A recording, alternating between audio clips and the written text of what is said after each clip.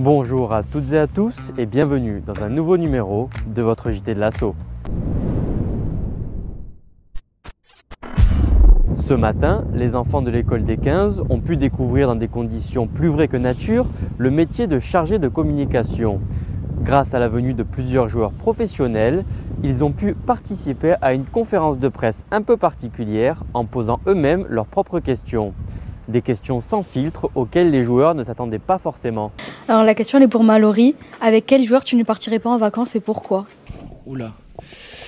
Je voulais poser une question à Kezia. Quel est votre ressenti par rapport aux 3 victoires d'affilée de Provence Rugby? Je pense que le début de saison on a été proche des victoires et je pense que le groupe a pris conscience qu'on pouvait faire pas mal de choses. On s'entraîne dur, on s'entraîne fort. C'est bien d'avoir enchaîné les 3 victoires et on verra comment ça se passe le vendredi. C'est plutôt bien passé pour nous. Il y a eu quelques questions gênantes quand même. Mais bon, on a essayé d'y répondre au mieux. Donc après c'est cool pour nous, on aime bien ces échanges avec l'école des 15. Pour nous c'est vrai qu'ils font vraiment partie du club.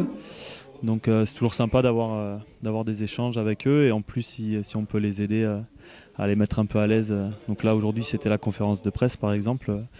Je pense qu'on a passé un bon moment, donc voilà, c'était sympa. Donc merci à eux, ils ont joué le jeu, on a essayé de répondre au mieux à leurs questions. Et c'était cool, ouais. C'est bien passé pour toi aussi, ouais. Oui. Ouais. La vidéo en version longue de cette conférence de presse conviviale et décontractée sera disponible dans quelques jours sur notre site internet. En bref, les inscriptions pour le tournoi Olivier Matas sont désormais closes. Les 25 équipes qui participeront à cette édition 2019 le 31 mars prochain ont été dévoilées ce matin sur notre site internet et les poules le seront elles très prochainement. Tisser des liens forts avec les clubs du territoire, c'est l'essence même du projet Provence Rugby. Début février, Frédéric Gracianet et David Bunn se sont rendus à Digne-les-Bains pour discuter des phases de ruck avec le club partenaire du rugby club dinois. David Bunn nous en dit plus sur cet échange de connaissances. Aujourd'hui avec le club de Digne, il y avait une commande sur la libération, sur les rucks notamment, où ils perdaient pas mal de ballons, où ils étaient sanctionnés. Donc le but premier de la séance, c'était de montrer l'importance du porteur du ballon et qu'en fait un bon ruck part essentiellement du travail du porteur de ballon. En fait c'est rentrer dans le détail, c'est-à-dire que c'est pas juste on doit être actif, pas juste que c'est important de libérer le ballon vers son camp.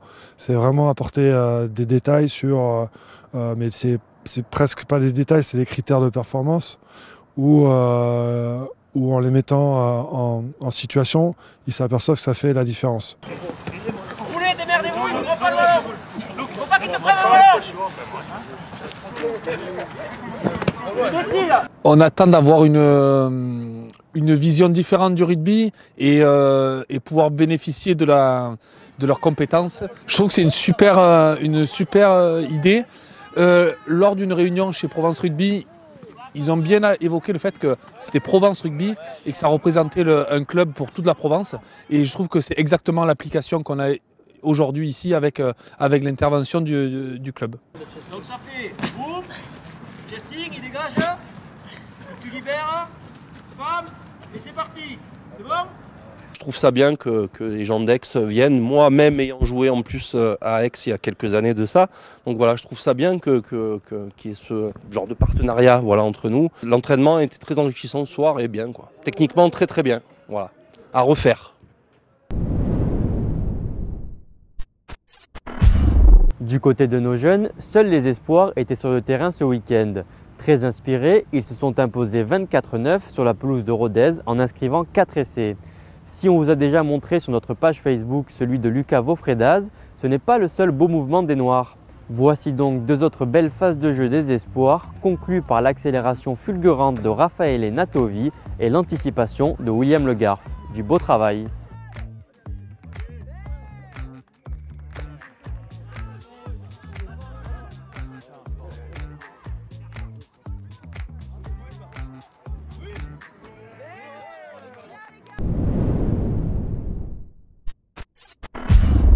Et pour terminer ce JT, les joueurs de l'équipe pro ont un petit message pour vous. J'espère que le stade Maurice David sera bouillant vendredi contre Biarritz pour nous emmener vers la victoire. Vendredi soir, on compte sur vous pour venir nombreux au stade Maurice David pour la réception de Biarritz. Match ultra important pour nous en vue du maintien et si on veut continuer notre marche en avant. Donc on compte sur vous pour venir nous soutenir vendredi soir.